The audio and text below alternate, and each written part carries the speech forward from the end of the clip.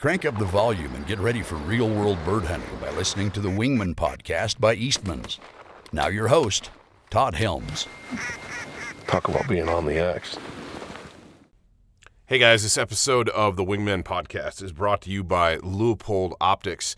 And I've been running the Leupold Performance Eyewear, aka the sunglasses, for, about 2 years now. And I've worn a lot of brands of eyewear over the years, obviously as a hunter and a shooter, but also as a fly fishing guide and someone who just spends a lot of time in the outdoors. And I was super impressed right out of the gate with the Leupold Performance Eyewear. I like the switchback frame the best. I've got a couple different lens colors in that. I've got like an amber lens and a gray lens or a smoke lens for bright conditions, and the amber is kind of my all-around. I find myself wearing that lens all the time. I really like the contrast that lens provides. I've worn all kinds of different sunglasses from every top brand out there, and the Leupold Performance Eyewear is number one, hands down for me. If you guys got to check them out. You can go on leupold.com and look at all the different styles and offerings. And I would encourage you to do that. They have a fit module on there. You can actually like superimpose. I don't know. This is crazy space age technology where they can superimpose that frame over your face. You can kind of see what it looks like. At least they used to have that. I think they still do. But my point is this. Leupold Performance Eyewear helps me perform in all kinds of conditions in the field. Those sunglasses help cut glare in those, especially, those times when you're setting up and for a waterfowl hunt, especially, and the wind's perfect. And the only way that you can set up correctly with the wind is you're either maybe not looking directly into the sun, but you're looking kind of crosswise, and it's right in your eyes. It's really hard to pick out shots. It's really hard to pick out birds in those scenarios. And a good quality good quality pair of sunglasses helps mitigate that. And the Leupold Performance Eyewear ones, especially, that in those situations for me, I like that amber lens. Cuts the glare, cuts the shine just enough and still lets me have great color pop. So I can tell drakes from hens in those situations. I can tell roosters from hens if I'm pheasant hunting. I don't know how many times pheasant hunting in early morning or evening and a bird gets up right into the sun and you're practically blinded. And with those performance eyewear from Leupold, it just helps me make a difference. So if you're in the market for a new pair of sunglasses, I would highly, highly recommend the Leupold Performance Eyewear. Check them out at leupold.com and give me some feedback too. Let me know what you think. If you try a pair, I think you're going to be really pleased. All right. Hey guys, welcome to a special episode of the Wingmen Podcast. As you can see, my guest today is the one and only, copying Joe Rogan, the great and powerful, but the one and only Ike Eastman. And Ike is the leader of everything that we do here at Eastmans, including Wingmen. And we wanted to hop on before fall got crazy. You're all over the map. All you guys are. You and Guy and Dan and Brandon, and everybody's going a million different directions. Well, thanks for having me on, Todd. The Wingman brand is it's actually pretty close to my heart. I know I tease you about it a lot, but it's actually pretty close to my heart because it was one of the first things that we started. It was the first thing we started outside of the big game realm. Right. And it came from a wingman hunt that you were on, right? And it's close to my heart because I just love growing things. I love growing kids. I love growing grass. I love. Well, you're talking about you got a pasture full of pasture grass. Damn it, Todd. Yeah, no kidding. But and brands and the Wingman's been fun. But yeah, it's going to be a crazy fall. I have a week today, and I'm gone for roughly 10 weeks. I'll be back here and there for a day or two, but it's pretty much gone for 10 weeks. And it is our fall season. It's fun. But, it can get a grind, and you have your ups and downs, and it's an adventure. And, I'll do, in that 10 weeks, I'll do 10 to 12 different hunts. Wow. And so it's crazy, but it's fun. And you guys are going to be doing stuff. Wingman starts. Right. You got dove season coming up, right? Dove season, the first hunt of the year for us is going to be Canada. And that's a collaborative hunt between Wingmen and Beyond the Grid brand. Oh, yeah. We're going to do waterfowl in the mornings, and I'm anticipating primarily geese, but we'll probably shoot some ducks too, and then black bears in the afternoon. And we're going to try to kill those black bears with bows. That's going to be me and Brandon. Yeah, that's the Brandon big, and Mason. they're the biggest black bears in North America. They're huge. Yeah. Those things are roly-polies. Yeah. Oof. Yep. Big old greasy black monsters. You get 30 yards from one of those, but and the problem is, they're like any other predator. There's either fight or flight. Yeah. And you nail one with a bow, it ain't instant. It's Yep. not like hitting it with a 300. So, Yep, exactly. oh boy. And then We're going to take a rifle too, just in case. Yeah. But it's one of those deals where God bless Canada in that sense. I know Things I go know. sideways. I'm not going home empty-handed. Exactly. The other part of that equation too is, like you said, you stick a black bear with an arrow, any bear for that matter, but even black bears too, they're going to turn and look, and if they see you, there's a 50-50 chance whether or not they're going to come. Well, they're if either going to go the other way or they're going to come for you. Yeah, if you've ever seen one get hit with a bow and they do this curling thing and try and bite the arrow and rip it out. If they had opposable thumbs, they pull it out of themselves. I mean, it's actually. I watched Brandon do it this spring, Right, in Idaho, and it got him addicted. Before that, he was like, I don't really have an interest in shooting a black bear, till he saw one get nailed with an arrow. You guys did that hunt with Cryptech. Yeah. Yep. That was a fun hunt. It was, I think it was the middle of May, and it was, we had everything: snow to really good weather to rain and we got two good bears. Brandon was able to shoot his with a bow out of a stand, and that was a lot of fun. But in Cryptic, we've been friends with those guys forever, and since they started in 2010 or 2011, something like that. And they're good patriots. They're vets. They were helicopter pilots in the Army, attack helicopters, and they're good dudes. And we ended up hanging out a lot with those guys at shows and stuff like that. And so now they're Beyond the Grid. They're Eastman's Hunting TV. They're the clothing sponsor that we do a lot with there. But so what were some of the? Okay, so I'm going to lead into this then. Yeah. Because we all like talking about gear. Oh, obviously, yeah. It's fun. It's what we love. You guys were hunting a very highly variable weather. Yep. So what were some of the pieces that you used on that hunt? Because I'm looking at pieces trying to pack for this trip, going, man, what exactly am I going to take for layers? Yeah, and you go north. You go north this time of year. It's like going. You go that far north. You guys are up there. It's a 20-hour drive from here. Yeah, we're way up north. And, so, you go up there, and it's about the same weather that we have in May. You're obviously going to need puffies. You'll have to have a puffy because it's going to be cold in the morning, and it'll be cold in the evening. And if you get any wind, shut the door. Rain layers, lots of good rain layers. I mean, up there, it rains pretty much constantly. Right. And boots, you're going to need rubber boots, and you're going to need, all the gloves. That's the one thing that I really took for granted and forgot. When you're a kid, I don't know if you're just dumb or what, but one of the hunts that I went on with you this year, I forgot how important gloves are. Good gloves. Because you can stand under the shotgun, holding a shotgun, freezing your butt off, but you still have to be able to put your finger in that Right. guard, right? Pull the trigger. But yeah, gloves. So yeah, it's gear heavy, gear. Well, obviously, I'm looking at. Do you need waders up there? You think? We're gonna take some. Yeah, we're gonna take some just in case, but I don't think we're probably going to need them. Yeah. It might be boggy. It'll be yeah, and so we're gonna take our Sitka Delta Zip waders. Those things have just killed in every scenario that we've put them in. Yep. And it'll be no different up there. If we need them, we'll have them. So it's perfect. We'll have 3 pair just in case.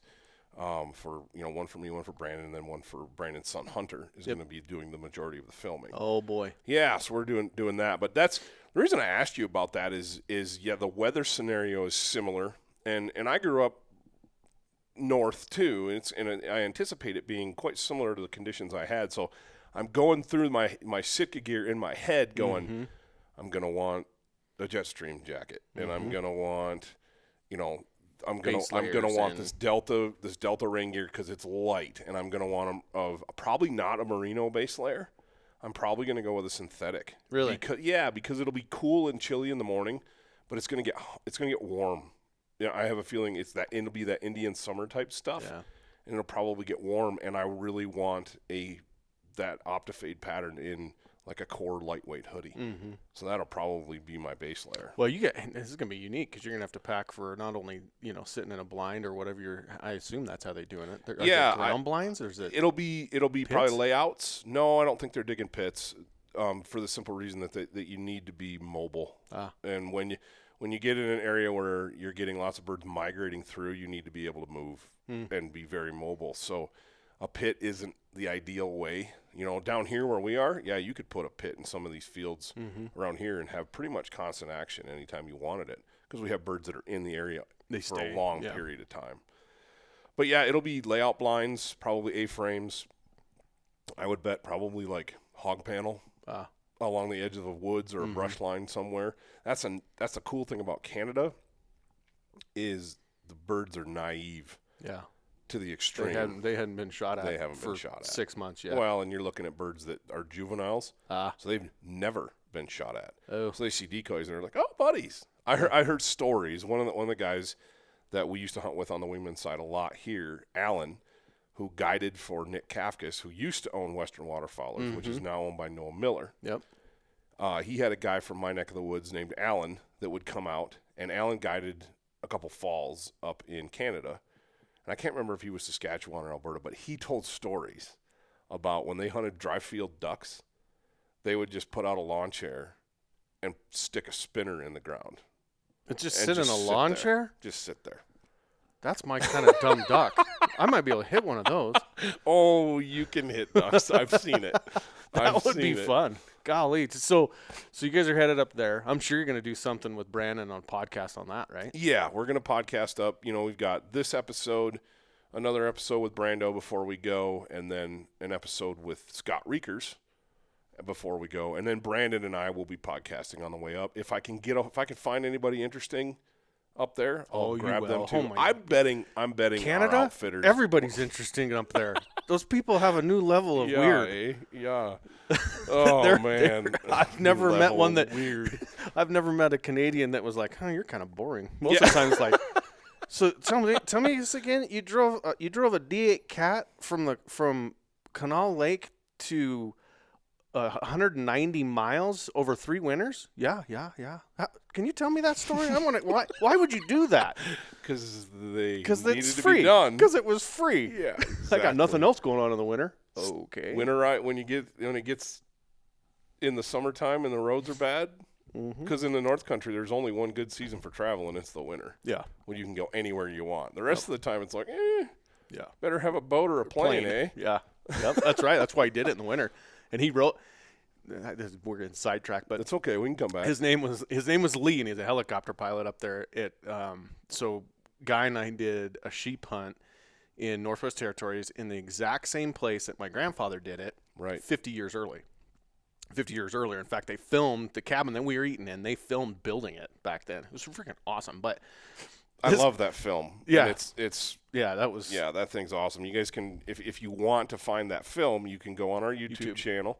And it's on there. Yep, that was fun. But the helicopter pilot that was in camp, his name was Lee. He had a T-shirt that literally was a black T-shirt, white writing. It says "Holy shit" on it. I was like, "You're the helicopter pilot, and you have that?" He goes, "Well, I got gray hair too." Well, that's a good point. You got gray hair, you're probably not crazy. But he was telling us a story, and he went and got an album and showed us photos. For 3 years, he found a D9 cat that they used to build the frickin' Alpine highway into Alaska, and this is one of the offshoots to that highway. Right, it's a spur. Yep, and he found the D9 cat that they just abandoned. So he went in there, flew in there in a helicopter, had his buddy drop him off with parts, and he fixed it, got it started. And then for the next 3 winters, he roaded that D9 cat out. He had a sleigh behind it that he lived in, And every day he'd run that cat out. And he's telling me, when it was really cold, I had to start a fire underneath it and let it wait for about 3 or 4 hours to warm the engine up before he could turn it over. But he because of him and a D9 cat, he built the road again. So they actually can use it. In fact, right when we were up there was a group of people that biked it, like on mountain bikes. And really? It's hundreds of miles on bikes. It takes some fortitude. And they have to have rubber rafts because they have to forge that river crossings. I think it was 29 times or some stupid thing. And some, if it's raining really hard, the river goes from the size of a street to the size of a 6-lane highway. Right. So it's crazy. Anyway, it's a wild place. It is. And Canadians, they just have a different. I love Canadians because they have their perspective is a lot higher than ours. So they've been there and done that. Right. Us Americans sometimes, me included, we're kind of wussies, really. And they're like, oh yeah, I'm gonna spend the 3 winters just riding this D9 cat, or I'm gonna ride a bike 1,000 miles down this dirt road and just see what happens. Right. It's like, why? Yeah, the sense of adventure that those folks possess is pretty incredible. But yeah, you have to be that resourceful. Mm-hmm. You have to have that sense of adventure. Otherwise, you're not going to live there. You're not going to last. That's why California got settled. Yeah, because life's easy in California. Yeah. So, but I'm sure you'll find 1 or 2 characters up there that'll be entertaining. No, we'll get a couple folks. I'm looking, and that's one of the coolest things about doing these trips. Any trip, and I think you probably agree, it's the folks you meet along the way. Oh, yeah. Whether it's the waitress in the cafe, or whether it's a truck driver, or a guide, or an outfitter, or a horse wrangler, or who knows, the cook. Yep. You just never know who you're going to meet and run into. Yep. And they all have stories. Everybody has a story if you take the time to listen. That's right. So that'll be fun. So then you guys you're going to do that. I'm sure we'll hear all about that. And then you got Dove coming up too, right? Dove opens actually this week. Oh, does it? So it opens on Thursday. Okay. And I'm planning, if I can get away, because I got a lot of stuff to front load before we leave. Before we leave for Canada. If I can get away in the evening, I'm planning on taking Hondo out. Oh, that'll be fun. Just the first two of us. Under the shotgun. First go. I mean, we did one hunt last year, and I shot a couple chuckers over him, but it was real informal type stuff. And we've been working all summer and putting in as many hours as I can come up with. Yep. And he's ready. Yeah. He's ready. He's steady. It's one of those deals where I need to get him out and get him on feathers. Yeah. I broke out a frozen mallard the other day that's been in the freezer since last year. Yep. And part of it was it's frozen rock hard and it's ice cold, but he was like, what is funny. this? And I think it felt funny because it was hard and cold. I let it thaw out and warm up, and then I got it out again, and it was like he was enamored with it. That's awesome. So that dog has a little place in my heart. Well, that was quite the road trip. That was quite. Speaking of stories, yeah, we drove past your house the other day. Me and my girls, and one of your neighbors, their oldest kid is my oldest kid's best friend. Okay, and so we drive by your house a lot. I don't know if you knew that. But Hondo was sitting. The Nest Cam alerts me every time. Oh, yeah. That's probably good you have that here. Danger, Will Robinson. There's that silver truck again. No, Hondo was sitting on that edge, like right in front of where you park. Mm-hmm. He was sitting there, and I was like, oh, good. Girls, there's the Hondo. And then, of course, I tell the whole story about Hondo sleeping on my chest and him retrieving the first 3 hours we had that dog. He was retrieving water bottles. I was like, holy buckets, that's a smart dog. But anyway, so, yeah, that's fun. Back to dove hunting. I heard this yesterday because I knew it was opening soon, and somebody was telling me, hey, you got any doves out at your house? I go, well, I got a bunch of Eurasian doves. You can come out and shoot them if you want. He goes, yeah, I'm going to show my kids that they're horrible shots. I want to take them dove hunting. We're gonna program some humility. Yes, exactly. Oh, man. Because you know how it is. You have young men, 16 to 21, and they start shooting as good as dad about that time. Yep. And then it's at least on the easy stuff. Yeah. Let's take you dove hunting. I'll show you. I'll show you what real bird hunting. Missing is. Yeah. About. Well, the first time I hunted doves, because growing up where I did, we couldn't hunt them. And there was no dove season. Yep. And, did you have doves up there? Well, we had doves. Oh yeah, but you couldn't hunt them. There was no season. Anyway, I got my first opportunity to hunt doves when I was probably 13 or 14 in South Carolina. It was off-peak dove season. It was like winter time. But there were still some doves around. And we each grabbed a box of shells, and the lodge owner was kind of like, y'all want more shells than that? And I was like, nah, man, we're good, I killed one with a box of shells. 14 seconds later, and out of shells. And it wasn't Fast and Furious. Like, you see some of those dove videos, like, out of Texas, and oh, my gosh. I mean, you are burning through ammunition like crazy. You got a case. Oh, yeah, you got an ammunition box of Federal Top Gun next to you. Or game loads, and you're just burning through it. My barrel on this Renegade just like red, glowing red like a stove. So hot pipe. You can't put your hands all the way around it. That's like Bird Boy. I need another guys gun. wearing gloves. Oh yeah, that's Bird Boy. So you talk to the guys that hunt in South America on big time doves where they're killing 1,000 a day or more, and they get to the point where they don't even want to shoulder a shotgun anymore. No. It hurts so bad. I was there. Your face is raw, your shoulders. You've done that. Yeah. I went to we used to print our magazine with a guy in Kentucky, and there's two brothers. One brother loved to fly fish, so he'd come out here fly fish, and the other brother liked to bird hunt, and they'd go to Mexico and just south of McAllen, Texas. And he invited me along one time, and it was absolute insanity. I never shot a dove before that. I mean, we have doves here, but it's not something a lot of guys do. No, we don't. You might go out and scratch the itch the first evening, first day. But after that? No, not like this. We'd go duck hunting in the Gulf of Mexico. You'd ride flatboats out and get in this blind that's, you can stand in the water. Right. It's only hip deep. And you'd shoot as many ducks as you could shoot. And then you go back to the lodge, eat a nice deer or nice lunch, and take a nap. And then that afternoon, you'd go out and dove hunt. And you'd get a 100-acre field, and there'd be 13 of us or 14 of us just in a circle, right, all the way around it. And you'd have a Bird Boy and literally it's an ammunition can full of shells, and you shoot as many as you can. I think the first time I'd ever been involved, I shot like 3 or 4. The guy next to me who lives in Louisville, Kentucky, and this is what he grew up doing. He had like 150 in one afternoon. Wow. I mean, it's just absolute insanity. Absolute, but so much fun. So many birds. We got to go quail hunting, and that was a blast. They couldn't believe. They're like, man, you're really good at this. I said, this is like pheasants. They're just smaller.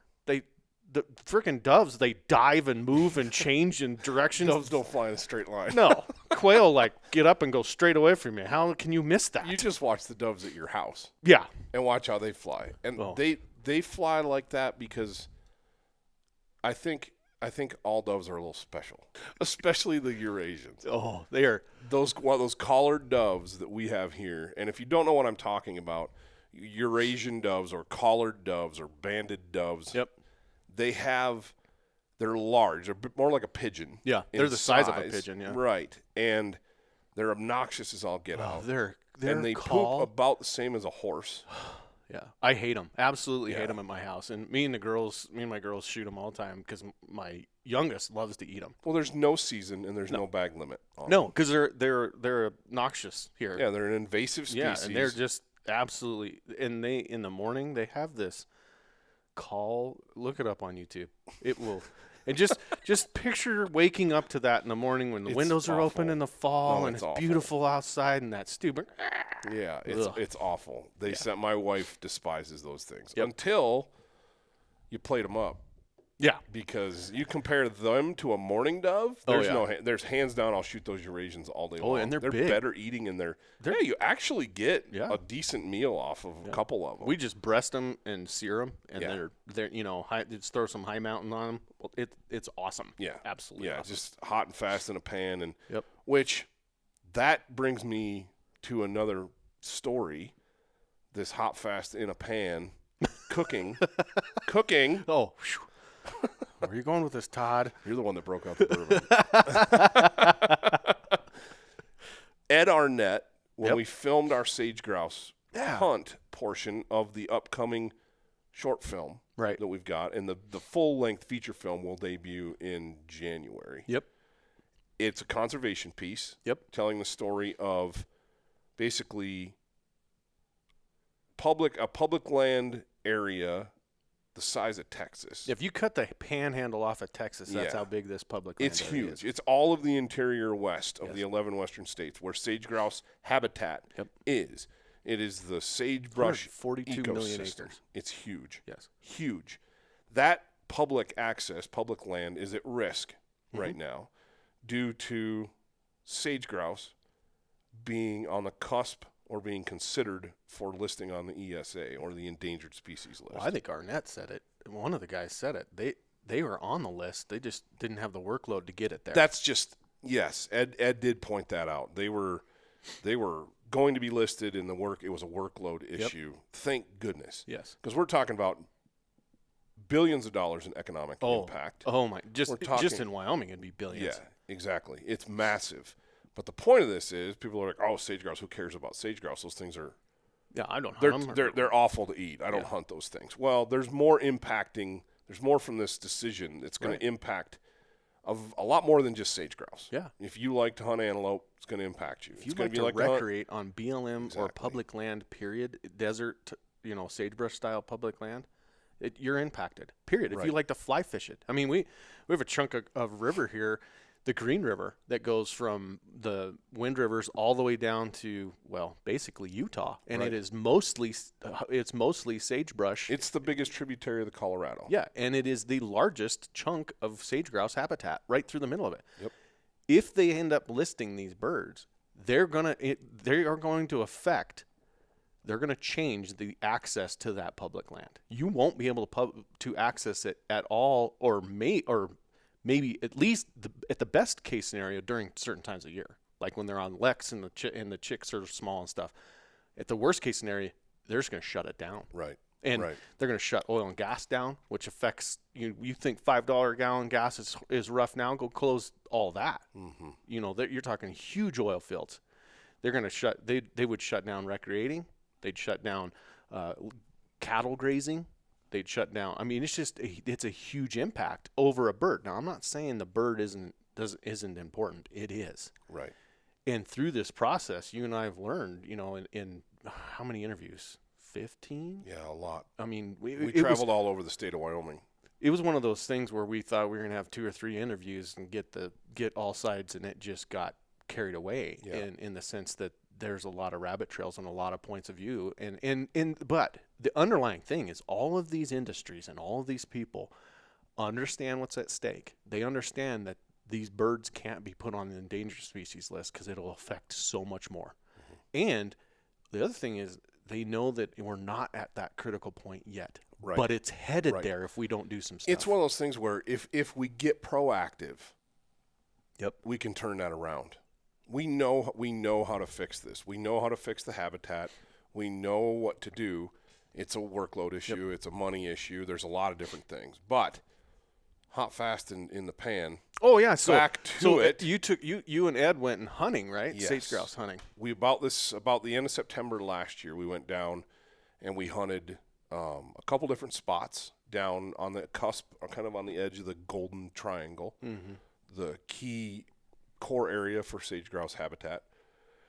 And the sage grouse get a bad rap. Oh man, you're born, bred Wyoming. Oh, I'm here to when tell I you. say we're gonna have sage grouse for dinner, Ike. My first question is: are they old bombers or are they young ones? Because I'll eat the young ones. The old bombers, I want nothing to do with them. Tell you what, they were like chewing on shoe leather. The first 2 birds we shot were bombers. Great big giant cockbirds. Really huge.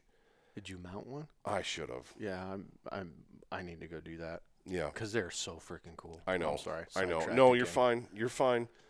But we can they when we mount them? Can they they do the do the breasts? Oh yeah, they bubble can. Out. Yep, they can. Oh man, absolutely. That'd be the best way to mount one. I think. Heck yeah. Like in a glass That's case. Iconic. With the tail. Super cool. Yeah. Be super cool. But getting to the eating part, I keep sidetracking. It's fine. You can tell he really doesn't want to talk about eating sage grouse. Oh, that was some of my worst memories in high school. Because you shoot it, you got to eat it. That's the deal. And we were a bunch of high school kids running around just shooting everything that was open, and we had tags for it. And sage grouse back when I was in high school, it was only like a 3-week season, but I'm sure there was like 5 a day. Yeah, I'm sure there was a bag limit, but it was a lot. Yeah. I remember having so many sage grouse in the freezer. My buddy Dave and I are going, what are we going to do with all that? And his mom's like, tacos. We're going to make tacos out of them. Grind it up, make tacos. Well, and there's a story about the railroad workers and cowboys that those grouse were so prolific that they'd eat them, and they finally revolted, and they were like, you can only feed us sage grouse once a week. They threw a fit in Wyoming. When they were coming across Wyoming, they threw a strike. fit. Yeah, they went on strike and said, we will not eat sage grouse but once a week. I mean, the whole country could have been shut down from the sage grouse in the 1800s. And now we come full circle, and we're looking at it again. 200 years later. But the point is, we get these bombers, and Ed's like, oh, we're going to eat these things up.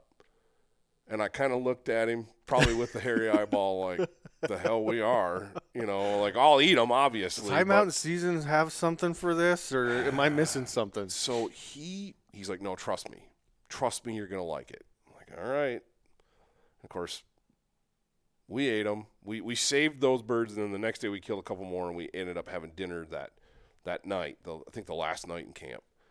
And holy smokes, we breasted him out, cleaned him up really good, and I've since used High Mountain seasonings, all kinds of different rubs. The garlic pepper is my favorite one. But I wonder how that sage would be, the one that we use for the antelope. It'd probably be pretty good. But Ed used some that he gets at this little steakhouse in Nebraska, somewhere in the middle of nowhere, and it's like in a little vial, and anyway. He sprinkles that on. He rubs them down with olive oil, the breasts, and then he sprinkles them. And the whole time, you're drinking whiskey or a beer or a cocktail, whatever, and they got the grill preheating over here to the point where it's smoking hot. Sear it. 500 degrees. Ooh. Yeah, and he just throws it on there, a minute and a half tops. Flips it over, and of course it's seared perfectly. Right. Flips it over, another minute and a half. I mean, these things aren't on the grill for tops 4 minutes total. Yeah. Tops. Pulls it off, and he starts slicing it thin, and he takes a little more of the steak seasoning and kind of sprinkles it over it, If you would have blindfolded me and asked me what I was eating and not told me, I said, yeah, it's steak. You're kidding me. This is sirloin. Come on. Not ribeye because it's lean, right. But this is sirloin. It's spectacular. And so I have since taken that and done it with ducks and done it with doves and done it with what it is this is red meat, and people get hung up on the fact that it's poultry, so it's got to be cooked well done. No, it's not chicken. It's not chicken. There's a difference. Yep. And so this stuff is medium rare tops. I mean tops. Yep. And it is. Well, now it's incredible. If you guys go out again this year, you have to bring some home. I'm gonna try. I'm always season. elk So hunting. because we're trying to balance stuff, and I'm looking at, geez, I really like to get away and do several days of archery elk hunting the end of September, because that's when the season falls. But at the same time, man, I want to show my kids this. Mm-hmm. I want my wife to shoot one, because if it does ever go away, God forbid. Well, we have them here. I mean, you can drive 20 minutes out of town and be in birds. We've got birds. We've got birds You don't around. have to go to the Golden Triangle. Oh, no. We've got birds around. In fact, in our area, we have they're not even really monitoring the birds here because our habitat's so intact. Yeah, We're really lucky. I was talking to a guy that is in the know. He got tasked with sitting in a truck for, I don't know, it was like 2 months or something, just counting after the chicks came, hatched, or actually after they laid the eggs, and just counting how many eggs got killed by predators, and it was insane. The number is predators, like in let's hundreds let's quantify a day. that, though. We're not talking about foxes. Well, foxes to an extent. We're not talking about coyotes or golden eagles, because the biologist that we talked to, Tom Christensen, said, and I may be misquoting him, but I want to say that he said across the span of his career, he'd never seen an adult sage grouse get predated upon. I would believe that. He's like, those golden eagles will come over, and those grouse flat scatter, and they can outfly an eagle. Oh yeah, they can outfly faster. it, and they are hard to see. Yes. I mean, wait till eagle you see gets this above film. him, and he's looking down at that camouflage bird against that sagebrush. You can't catch him. No. So what the predation is, this guy was telling me, the predation is their eggs. The frickin' ravens are killing the eggs. Yep. And they'll eat 100 a day. That's a lot of birds. You watch a raven hunt, and that's what they're doing. Yeah. And they're riding those wind currents out here, and they'll be 10 feet tops over the sagebrush. Just high enough that nothing can jump up and grab them. Yep. Because they're smart. Yep. But low enough that those 10-power binocular eyes that they have can spot everything. They're not just eating sage grouse eggs. They're eating eggs of everything. all different kinds. Everything. Chuckers, you name it. They're eating everything. And they're, I always wondered up until I had this conversation with this guy. They was, what is a raven doing out here in the middle of nowhere, sitting on an anthill? That's what they're doing. Yep. That's what they're hunting doing. eggs. And they're picking up horny toads. They're picking up lizards. They're picking anything they can eat. Yep. And so, parallel to this, there's another bird that is in, not necessarily where we live, but in its historic range, is in trouble, and that's the wild turkey. Yeah. In the southeast, the wild turkey's in big time trouble, and that they're factoring in that the number one problem is predators. And it's nest predators. It's raccoons, it's possums, it's skunks. Well, because they're foxes. ground. They're ground. They're Poor ground bastards have to put their nests on the ground. Right. And nobody traps anymore. No. There's no incentive to control these predators other than just for conservation's sake. Yeah.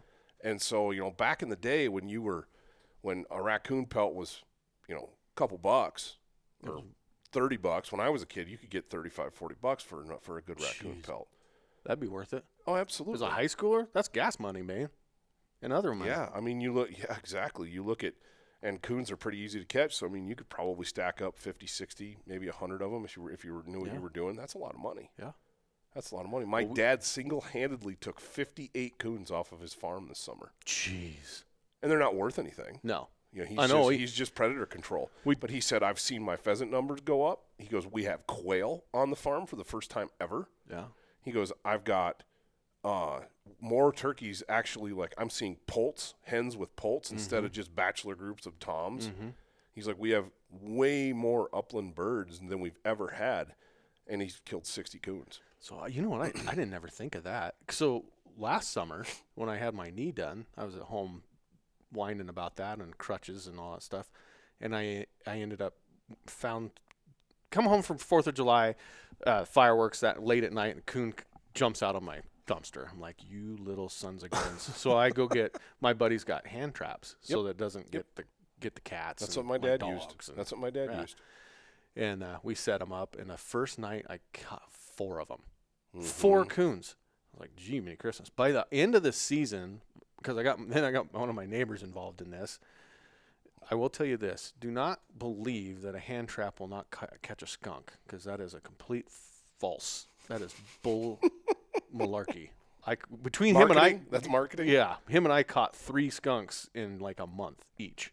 It was, and if you ever dealt with a dead skunk, they'll ruin you. But anyway, so I think we caught 15 coons through July and August, and then him and I both went hunting, and so wives didn't want to deal with it, so we pulled them out. Right. This spring, I saw pheasants with babies, and for the first time ever, we had a turkey, and she had 9 poults. 9. Yep. And we watched them all summer, and they were happy, healthy. She ended up with 6 by the time it was all done. Yeah. I think we have some barn cats that keep the mice down. I think they got lucky a couple times. And hawks. Hawks are kind of hard on turkey poults. Owls. All of a sudden the owls started showing up. I was telling the girls, I was like, well, Hoot's here because the poults are here. Yeah, exactly. Food. Yeah. But that's a big rabbit trail, big looping rabbit trail that takes us back to this sage grouse project and takes us back to the root of what we do here at Wingmen. Yep. And I wanted to have you on because I think you bring a very valuable insight. As you said, you like to grow things. You like projects. Mm-hmm. If anybody outside of that's listening to this knows you, nobody knows me. Well, they might. You might be surprised. If you know one thing about Ike Eastman is that you don't sit still. No. You're constantly going. You sleep about 4 hours a night. I've witnessed this firsthand. You're one of those disgusting people who can get by on very little sleep. And so, as a consequence, accomplishes a heck of a lot of stuff. this thing was an sorry about that idea. email at 4:30 this morning, by the way. That's fine. I rolled over. I was like, yeah, I'll deal with that at 8. It was on the top of my mind. So the Wingmen thing was one of those deals where it's way outside the wheelhouse. It is. Of Eastman's. I mean, way outside. So much so to the point where, yeah, we get flicked a lot of crap. And that's okay. That's okay because it's in jest. Internally, we do just because it's outside of our box. Right. And that's okay. Right, 100%. But it started up as an idea of, hey, we should do a Western waterfowl magazine. Yeah. And it's morphed into what it is today. It actually has, it touches as many medias as anything we do because it has the online series, it has the social media stuff, it has the email blogs, which is that's where people are getting their content now, and it has this podcast. It has everything that Big Game does. Right. And it touches a lot of people. It does. It's one of those things where it's humbling because when you sit back and it's easy to get off in the weeds and be like, oh man, this isn't where I want it, and this isn't where I want it. But then when you look at the grand picture, you're like, wow. Yeah, the growth has been crazy, and we've had great. We got hammered by social media because apparently dead ducks are bad too. Who would have known? But everybody's fighting that same battle. Yeah, blood on a shotgun didn't go well. That's like 2 no-nos, and then put the shotgun shell in the photo, and we're out. I know. The weasel was like, "I'm not putting. Sorry, you can't put that on there." I know. We posted that picture, and we're not going to go into specifics, but we posted that picture. It's okay. This is a different media. And it was requested very shortly to be taken down by a human. This was not a bot. No, a human. This was someone in charge monitoring what we do, and we were quite surprised. Yeah, I was like, "Geez, I thought we were going to fly under the radar." Pun intended on this deal. But no, not going to happen. So this has been fun. You guys, you were on a duck hunt with one of our other team members, and you guys were just talking like, "Hey, we should build a magazine." Of course, you came back with magazine. I was like, You guys understand that magazines are a whole new level of complexity. Well, it was one of those things where I didn't know. Yeah. I was just this. Let's film some of these. That'll be fun. We'll put it. In fact, was Wingman before Beyond the Grid? Technically? No, Beyond the Grid was first. Was it? Yep. Beyond the Grid was the first, I guess you could say, offshoot of Eastmans. Yeah, but Beyond the Grid, Eastman's Elevated. Very, very close. They all happened the same winter. 6 months. Same winter. All within 6 months of each other. And they all have different venues and different models, and they all they're just super cool. But you're a hard guy to get involved with Wingmen because you're so busy. Yeah, it's a busy because you come out of big game season being gone and not seeing your family and being on the road constantly, and then show season starts. Yep, show season starts the first weekend in January, and it used to.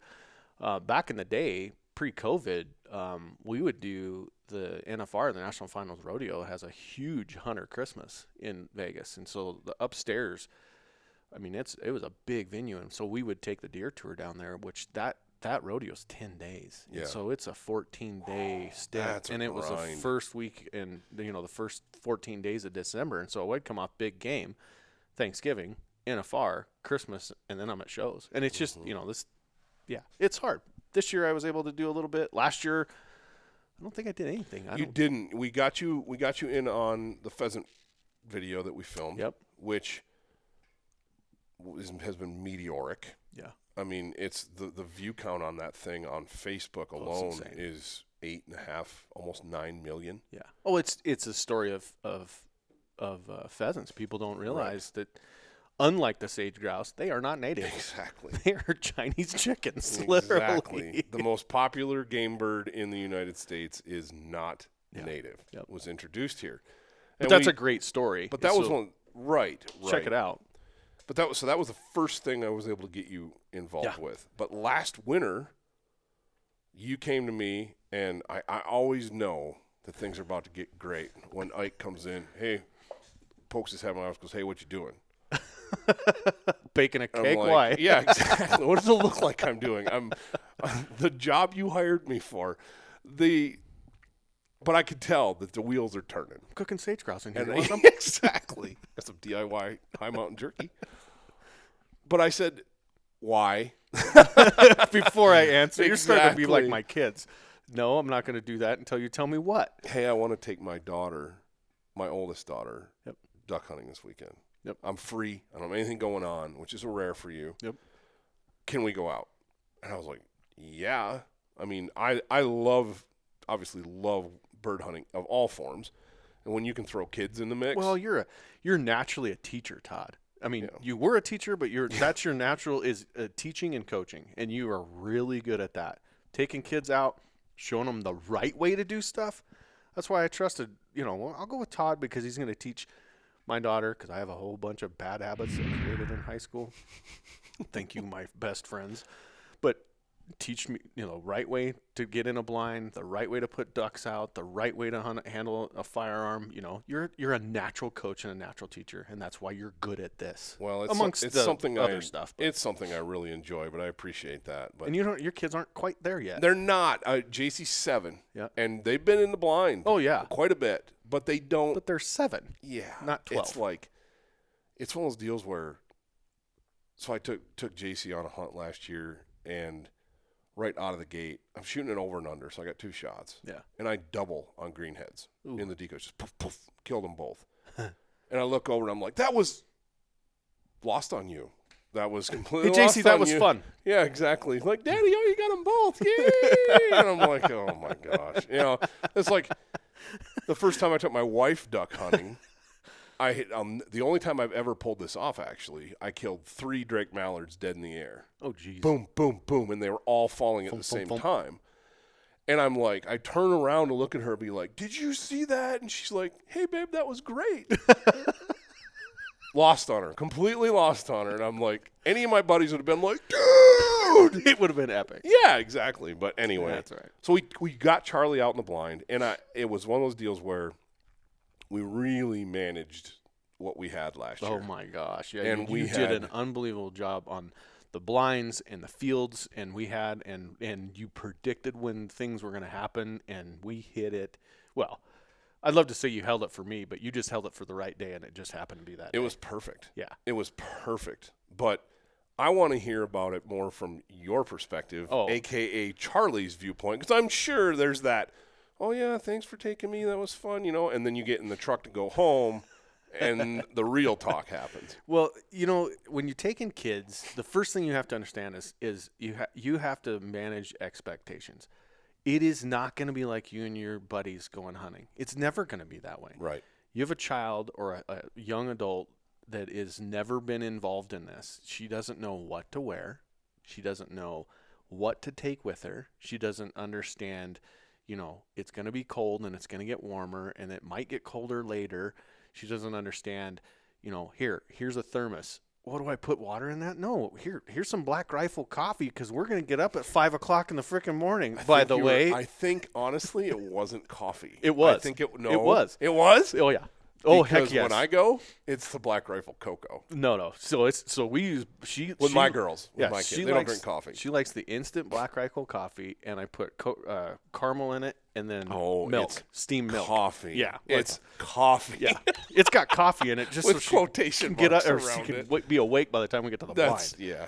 But yeah, no. So actually, that's pretty funny too, because I think she spilled it in the back of the truck. Spilled it in the back of the your truck. Dog cleaned the truck. I had Mackinac, and No wonder he did really good that day. Yeah. He was all hopped up on the caffeine. That was afterwards. Poor dog didn't sleep for a week. Not to mention the vet Warrior bill, fuel the right vet there. bill to ward off renal failure.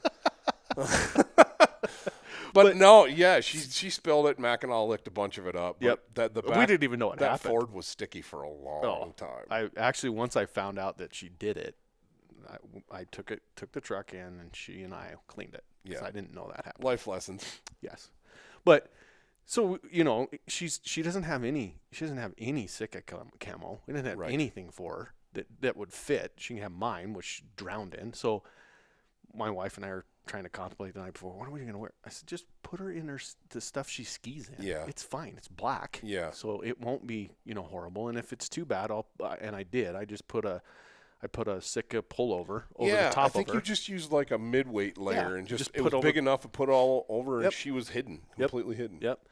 And, she had no expectations. And it was fun because there was you and me and a couple camera guys and, of course, Reekers, and you had Mac. Hondo wasn't there yet. He was a little young. No, didn't hunt Hondo last year. Yep. And then Reeker's dog, Ace, was with us. And, it was one of those things where I was like, well, hopefully we get a couple ducks so she can get involved. And she's been around, obviously, dead stuff her whole life. One of her first memories, unfortunately, is a horse that we had to put down. So she understands death. Yeah. Wasn't her horse, but it was, then her horse died, and another one of her horse died. That's the problem with being a kid with horses, is you always get the old horses, so you have to deal with death constantly. Yeah. Here's a 35-year-old horse. Yeah, because he won't have fun, because he's not going to buck you off. Right. He's not going to do anything dumb. Yeah, exactly. He's been there, done that. But hey, he's going to die in a year. Yeah, exactly. So we'll get to deal with that. But and then so we went shot a couple ducks, and she was on it, like ecstatic about it, playing with the ducks, playing with the she was making them talk, things that you go, all right, I guess she's okay with this. There's a fine line. We had to teach my middle kid this. I used to say my youngest, but she's not the youngest anymore. She's the middle kid. Yep. Unfortunately, she's got the perfect personality. She does too. Like what? But she can be a little aggressive about everything she does. And my wife killed mule deer buck last year, and it was her first mule deer. But it had more to do with the kids were there. We were all together as a family unit, and it was a deer that was convenient.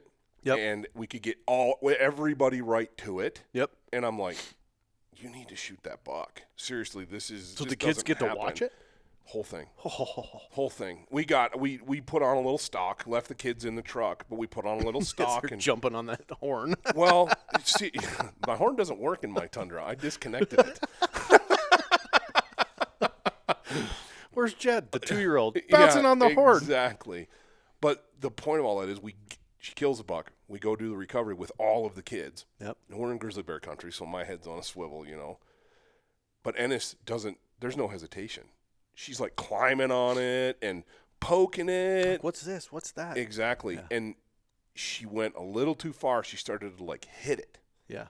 And it was my wife, Grace, actually, grabbed her hand and very, very firmly but gently was like, Ennis, that's not what we do. Yeah. It's cool that you're exploring and that you're asking questions and that you're interested in this, but you still treat this animal with respect. Yep. And back to Charlie, she didn't do anything that was disrespectful. No. She was just absorbed in the hunt. She was really just making, how's the jaw on this duck work? What's this do? What's that do? Play with what the feathers feel like. Just stuff. And it was such a great experience for her that just the other day we were talking about, because she didn't draw any tags, so we're going to take her in general deer and let her shoot a deer, but she didn't draw any tags. And she asked me, as we were talking about that, we went up to my elk area and we were messing around with the Savage 17 HMR, just messing around with it, right? And she goes, Dad, are we going to go duck hunting this fall? I was like, yep, we are now. Like, I gotta fight. Does the Renegade come in a 20 gauge? I don't know. No, but I did order a couple of 20 gauges in the Stevens 5.55. Oh, good. I ordered a couple of these over numbers. Yeah, we don't want her to have any more than 2 shells anyway. Well, if you've ever less seen to her go shoot, wrong, less to go wrong, less to burn up. Pretty soon, you're looking and there's her shoulder, empty cases of Federal laying all over the place, and you're like, how did that happen? But yeah, it'll be. We'll get her out. It'll be fun. We've got supposed to be good duck numbers all across the board this year. Well, you guys will get to see it first when you're in Canada. Yeah, a couple. Because those ducks got to come this direction. They do. Don't they? That's Central Flyway in Alberta. Are they? Yeah, it's Central Flyway. They'll split. Once they come down and start getting into Montana, you'll see the split at the very head. The ones that go east are Central Flyway, which is us, and then the ones that go West, that's Pacific Flyway. Do they basically split around the mountains? Basically. Yeah. Basically. They and so they hit that plains, and you get some that slip down, and they get on the western side of Wyoming and down through there. Idaho, Utah. Washington, Oregon, Utah, those birds are all Pacific Flyway birds. And a lot of those birds come from the boreal forests in Canada and in Alaska. Huh. But yeah, we will definitely, most of what we're going to be seeing up in northern Alberta is going to be Central Flyway. That's cool. So it'll be interesting. It'll be a lot of fun. But yeah, we'll get to see the front end of that migration, which we always hear get the tail end of it. Yep. Which is obviously it's a ton of fun. But I think we should get your youngest in the blind this year. I don't know if we're ready for that. We can put a leash in there. We call her. Her name's Timber because she was born in September, and I should be in the timber elk hunting. We had to explain that to her this last weekend. She's 9. No, she'll be 10 here in a couple weeks. We call her Timber Tornado. She is a lot of fun, but man, is she busy. She's you in girl form. Bucks. No, she's my wife. Nah, I don't know about that. She's my wife. It's both. She is. Actually, you're right. Somebody said, Timber's like you and Candy in Vegas. Like, pretty much.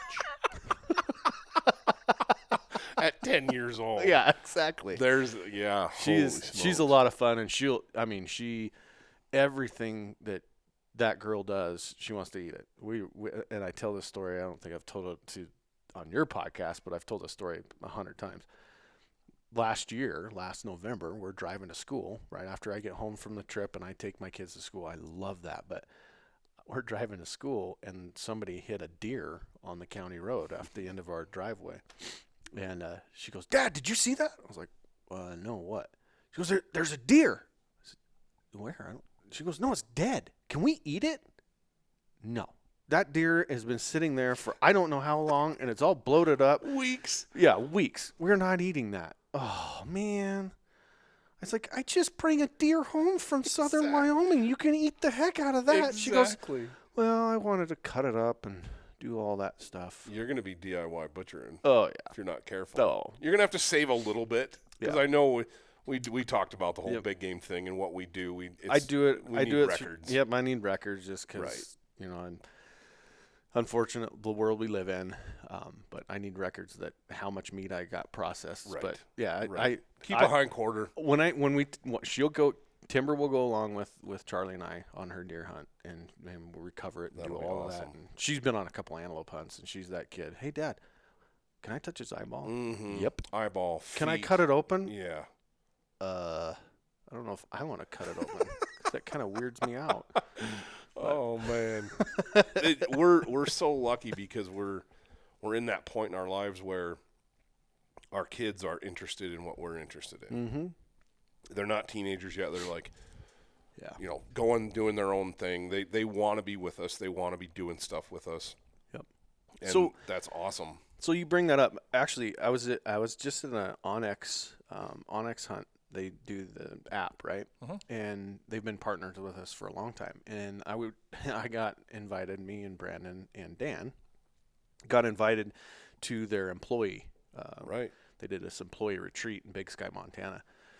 And I was like, what am I going to talk to 350 developers about? I have no idea. And we boiled it down to basically, I'm going to tell them a little bit about the Eastman history and, the grandfather stuff we talked about earlier. Yep.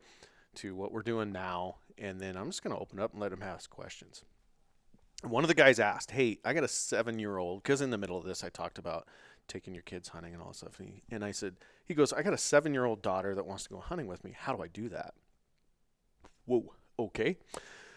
I said, first off, thank you for doing that, because you have to pass this on. You have to, because if you don't, they'll get into video games or shopping. And if you don't do it when they're young. Yeah. So that's what I told him. I said, thank you for doing this. Number one, for the rest of you, 7 might be too late. I said, now, I'm not saying it is too late. I'm just saying you're right on the cusp. You got to get them involved when it's not weird. Before our society gives them the preconceived notion that it is weird. Okay, so number one. Or it's gross. Gross, yes, gross. Whatever. Yeah. I said, my 9-year-old, her first antelope, she was 3. She wanted to touch everything, and she still wants to touch everything. My oldest kid, she was 6, and she did the whole. Now she is way more conservative. She is my conservative side, and my wife and I's conservative side. So she stood back and wanted to see it, but not touch it, play with it. By the time we are done breaking that antelope down, she was involved, but she was a little more standoffish. I said, then the other thing is you have to manage expectations. Like I said before, take a lot of snacks with you. Right. Take a lot of drinks with you. You know, and you're not going to walk them. They're not going to walk. You ever seen a kid walk around Walmart? That's about it. That's about all you're going to get out of them is a Walmart trip. Like pheasant hunts, I think about some of the stuff that some of the death marches that my dad put me through. And, I mean, I was wired hot for this stuff. Yeah. So it's like, it wouldn't have mattered. I'd have gone through a brick wall to make it happen. But not every kid is wired that way. And if you have a daughter, they're not naturally going to try and emulate their dad. They're going to naturally emulate their mother.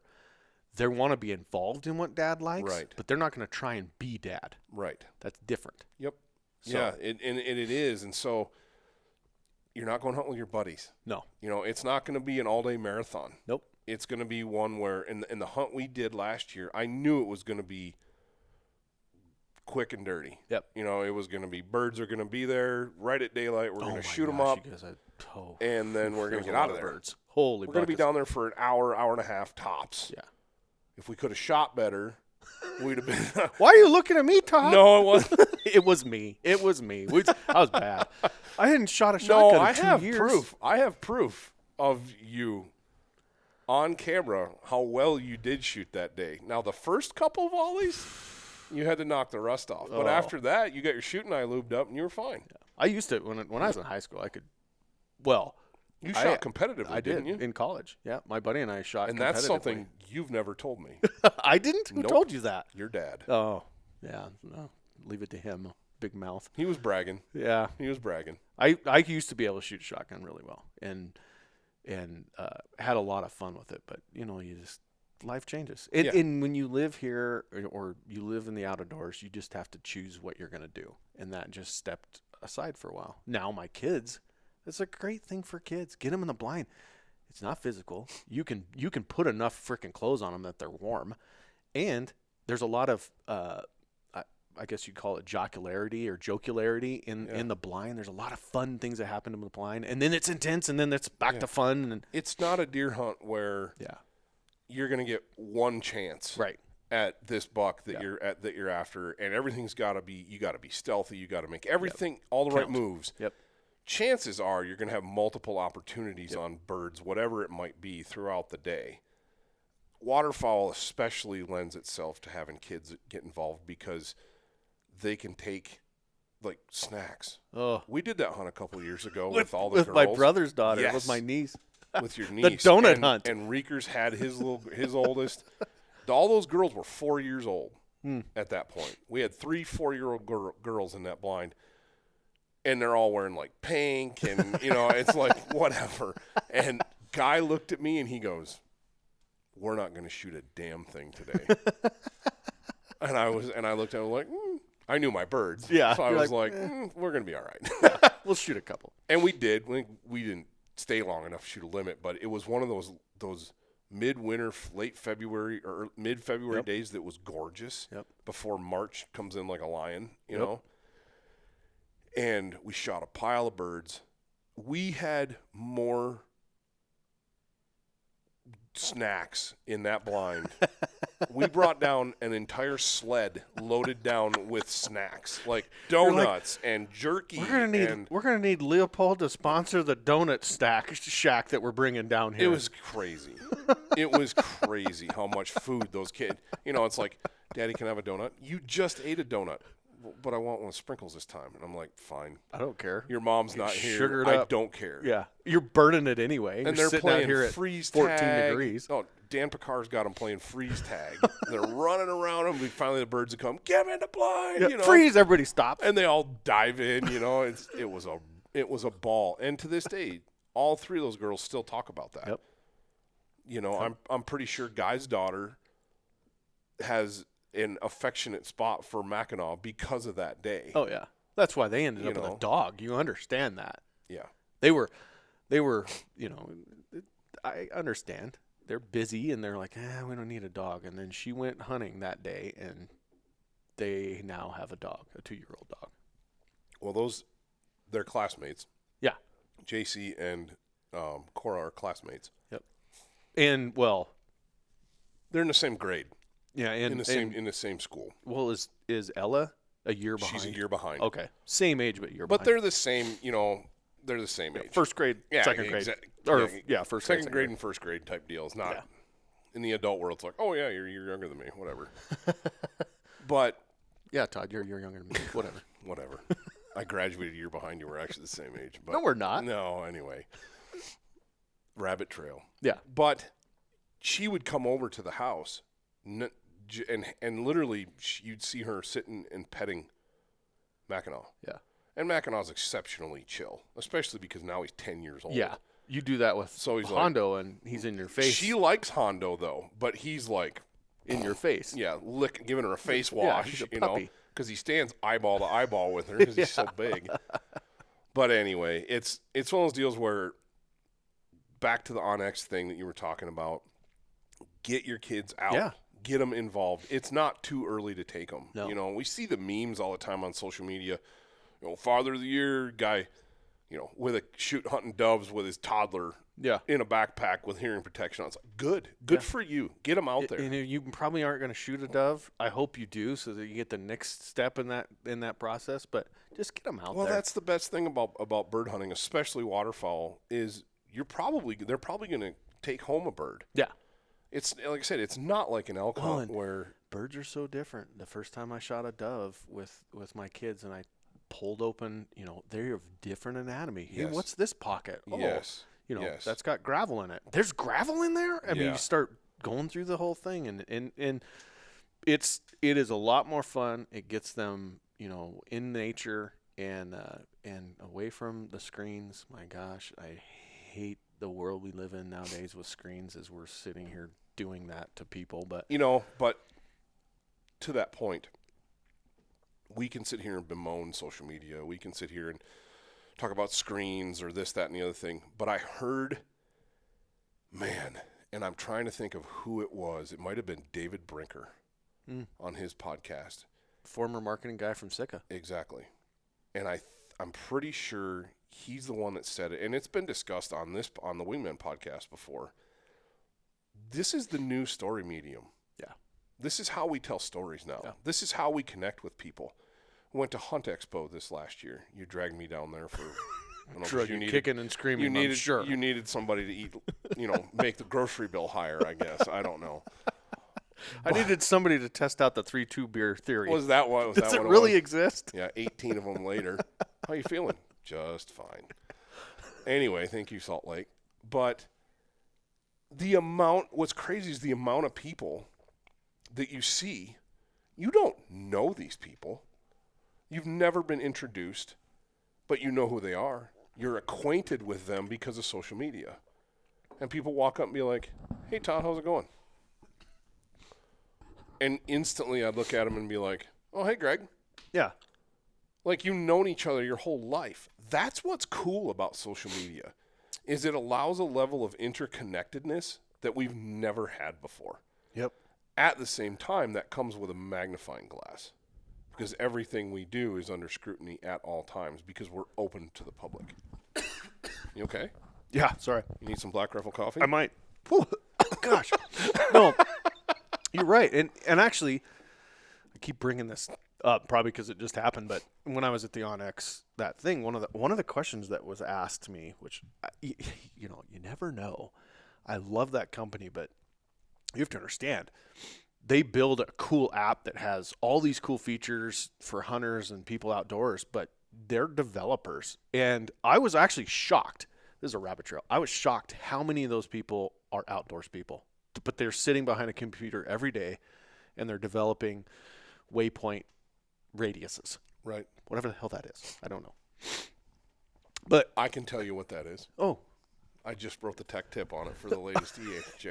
Because they told me what it was. There, I was like, I didn't know you could do that. I didn't know you could set a waypoint like around your blind, and then do a radius of shooting, whatever, 80 yards or whatever, and you could do a radius and find out on the map where that is. So, massive rabbit trail. Yeah. But this is what Ike and I are good at is, did you hear? This is how we end up 40 hours in a freaking motorhome. And exactly. And never not really a dull got moment. bored. No, never not got a dull. bored. Couple times not so bored.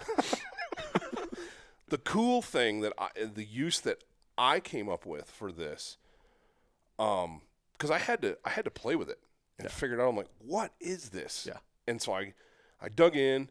I'm like, oh, you click on your waypoint and you can select a radius around your waypoint you can either do it in yards or miles. And I'm like, I don't care about yards. Right. I want to know now.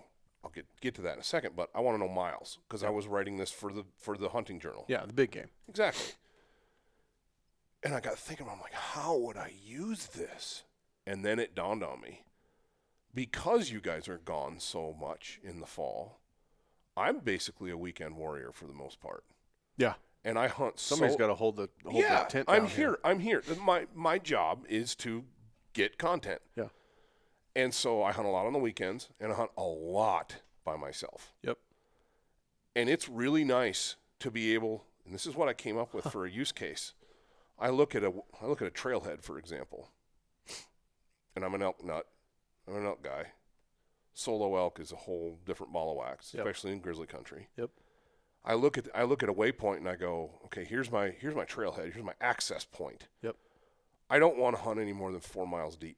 Yeah, because you're talking 8 miles for a trip in and out. One time. Yeah. And I got to make 4 of those. Yeah.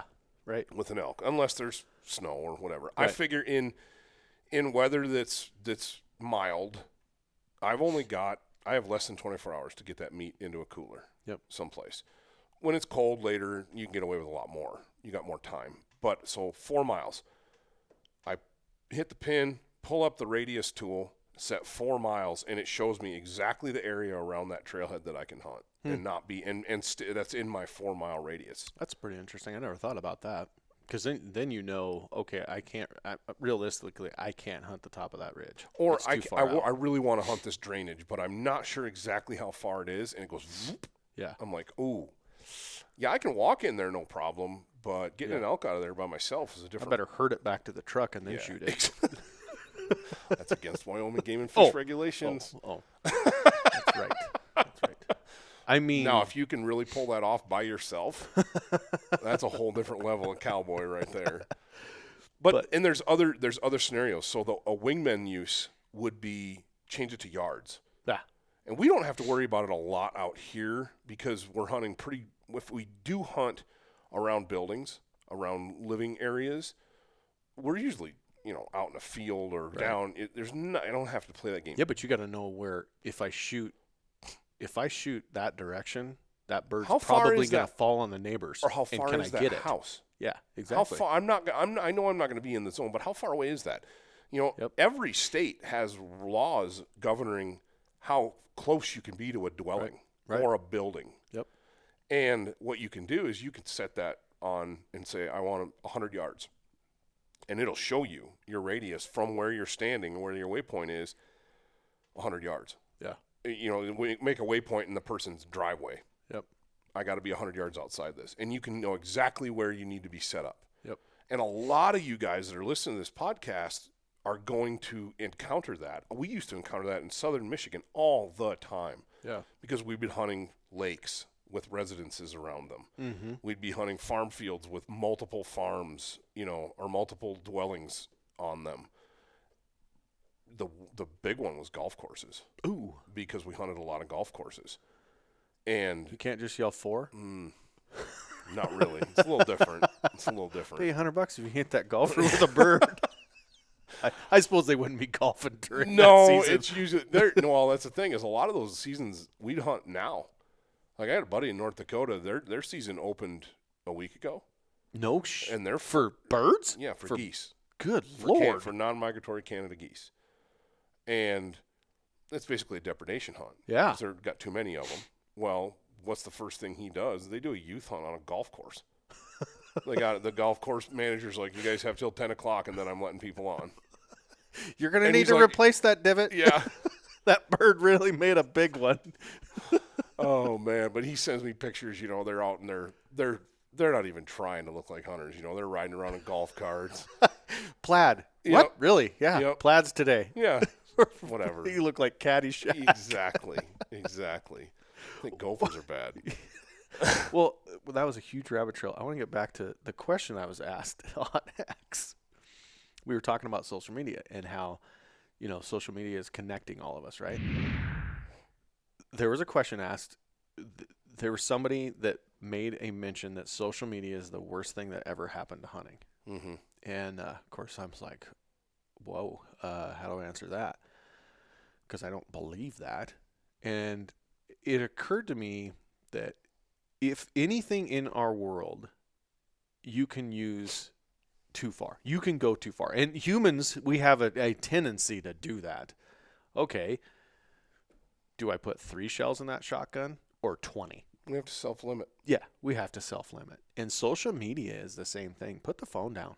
Put the phone down on the counter. Spend some time with your kids. It's not with that. Block out some time. Yeah. I know you do that. I do the same thing. Every person in this office, there's about a 2.5, 3 hour window in the evening. Yep. When we're unreachable. Yep.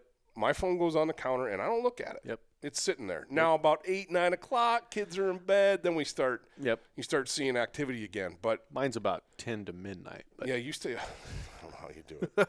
But it's the same thing. And put it down. The other thing I want to share is you can use anything to an extreme, or you can use anything poorly and not what it's intended for. I made an example. I was sitting next to Brandon. I was like, I'm sorry, I can take my boot off and beat the living hell out of him with it. But that's not what the boot's built for.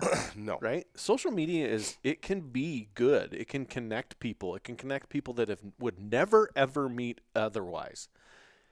And there's positive things in that. There's also negative things in that. That person could, you have to be careful of who you're connecting with and why you're connecting with them and the amount of time you spend on it. Nothing drives me more nuts than sitting in a restaurant, and we don't do this in our house. We don't have cell phones. If we're eating, we don't have cell phones, with one exception. This is new. This just happened this weekend. We're learning Spanish. And so there's an app called Duolingo. So we are all learning Spanish together. Reading the menu in Spanish. Yes. So, but put them down. And nothing drives me more nuts than sitting in a restaurant and you look around and it's a crowded restaurant and it's quiet because everybody's on their cell phones. Nobody's sitting there as a mother and a father and 2 kids talking about stuff, because there's 70% of communication that you're not getting social media wise. So that's my public service announcement for the day. Put the damn phones down, people.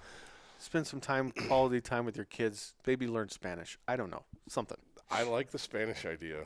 I do. My middle kid comes home from preschool and counting in Spanish. And I'm like, and she'll throw out random Spanish words, and I'm like, holy smokes, man! I didn't learn Spanish until I was in my high school years, and then it was all what I learned working with the migrant workers harvesting Christmas trees. I'm pretty sure I couldn't repeat any of it in civilized society. Come to find out, don't be yelling that across the street. Yeah, exactly. Oh man. No, my youngest is really wanted to learn Spanish because her principal every morning she talks to Timber. She says, "Buenos dias, señorita Timber. Adios." And Timber's like, "I want to learn what that means." And it is snowballed into this. We're going to learn Spanish. I love it. Like, perfect. I took enough Spanish in high school to be dangerous. That was about it. Me too. Yeah, you and I throw it around a little bit here and there, but I can't converse in it anymore. That's gone. But that's a whole other time and another hunt. We could go to Mexico and revisit some things. Now just you're planting a talking. seed. I might know a guy down there. Juan Valdez. Yeah, that would be a lot of fun. But we got busy fall. You got a busy fall. Yeah. And we've been sitting here talking for the last hour and a half. Well, I appreciate the time. Appreciate you letting me come on and just chewing the fat. Hopefully the audience got something out of this and it was entertaining. And if nothing else, my whiskey's gone. So yeah, mine is too. My Wyoming bourbon is Kufa Capisha. Oh wait, that's a different language. Yeah, that's completely backwards. Anyway, thanks for being on. I really appreciate it, and I won't be seeing much of you in the coming weeks. No. But I think when I get home from Canada, you guys will be gone. Yep, I'll be elk hunting. Yeah, because you got an elk tag. Mm-hmm. Yeah, thank God. Yeah, it's Fourth like one in my life. People always ask. They're like, "So what? What's your fall look like?" And it's so. Man, it is so. You said you can't do it all, but we come darn close. Yeah. It's like September's pretty much elk and maybe some mule deer if I get a wild hare and want to go do that. High country. There's some high country. Yeah, some high country stuff. Maybe chase some sage grouse. There's a duck opener that sometimes I hunt it, sometimes I don't because it's usually not great. No. We've had a couple times when it's been stellar. But it's not like it is later in the season. And then October hits, and it's like that's chasing antelope and chasing general mule deer. Mm-hmm. And then about November, we start to get serious about birds. Yep. I don't know. As wet as and you guys will know when you go to Canada, as wet as it's been up there, it might push some birds down early. I don't know. I mean, it'll all depend on what kind of weather we get. It was here the other night. The cottonwood tree in my backyard is already losing leaves, and they're yellow. It's not just like. Oh, some green leaves fell on the ground because it was windy the other day. No, they're fall, and so nights are cool now. It's that time of year. I went out to irrigate my pasture grass yesterday, first in the morning, and I got halfway out in the pasture. I was like, "Holy buckets!" Last time I irrigated 3 weeks ago, I was in a t-shirt at 5 o'clock in the morning. I went back and put on a full-on coat. I put on my Sitka work coat because it's cold. 52 degrees standing in that moisture underneath the sprinklers. It's cold. I rode a bike the other day, or been riding a bike, one of the e-bikes back and forth from the house because I don't live as far out as you do. And stepped out of the house and went, I need a hoodie. Yeah. And I reached in and grabbed a Sitka hoodie off the rack and put it on, and away we went. But it's here. Fall is getting to be that time. Yeah. Well, thank you very much for coming on. And I got to end with a question. I honestly don't know the answer to this or what you're going to say, but I always ask my guests, and in your case, I don't even know how this is going to go, but if you could only hunt one bird one way, what's it going to be? Oh, my gosh. One bird one way. Probably quail. Yeah. Yep. And behind a good pointing dog, that is so much fun. So much fun. One of the funnest hunts I've ever been on. I know a guy. Yeah. Uh-huh. Where's quail? We don't have quail here. We don't have any quail here in Wyoming, but there you go. Let's add something else to your plate. We can go to Arizona in January or February and chase quail around. I'm in. That'd be fun. Yep. That'd be fun. Go to SHOT Show and keep on trucking south. Yep. Yeah, in fact, that was a previous episode I had Rooster Levens on. Oh, yeah. From Stonefly Inn. That's right. That was a great episode. Yeah. One of my favorites. That's a good one. Yes. He's a character, man. Yes. If you guys haven't checked out that episode, I don't even remember which episode it was. It was about a year ago. It was like in June I think it's last in the year. teens. I think it's in the teens as far as numbers go. But just look up Dan Rooster Levens on that podcast. The dude his heart attack story is unbelievable. Oh, that's right. Yeah. Unbelievable. Yeah. Stop. I got to say goodnight. I'm going by my house. I got to say goodbye to my daughter. And I'm like, literally. And he's in the ambulance. Yeah. Made the ambulance stop at his house. Yeah. So anyway, I'm not going to divulge too much information, but he is a quail nut. And every year that's what he does. He cuts off his trout operation at the end of September, and he just hunts birds. That'd be fun. He just hunts birds. And he literally goes all the way south. In fact, he and I keep kicking around him coming down here and hunting chuckers. Yeah. He's never really gotten after the chuckers too much. We have good chucker hunting here. We do. But anyway, appreciate thank you, it. Ike. Yep. I appreciate it. Thanks. Thanks, guys, for listening. And Check us out on all of our social media feeds as well, Instagram, Facebook. Make sure you check out our YouTube channel as well. We're always dropping great gear reviews and other content on there. And until next time, hey, we'll see you guys in the field.